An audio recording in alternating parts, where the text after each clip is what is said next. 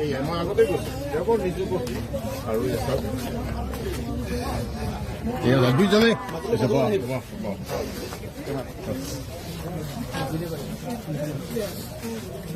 এই প্ৰথম দেখিলো মই ৰঞ্জিত দত্তদেৱৰ চকুত চকু পানী এয়া আনন্দৰ বস্তু নে দুখৰ বস্তু নাজানো কিন্তু আনন্দৰ বস্তুৱেই হ'ব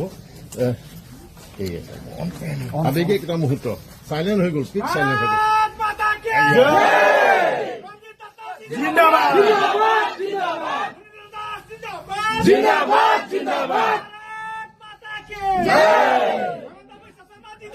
जिंदाबाद जिंदाबाद जिंदाबाद जिंदाबाद जिंदाबाद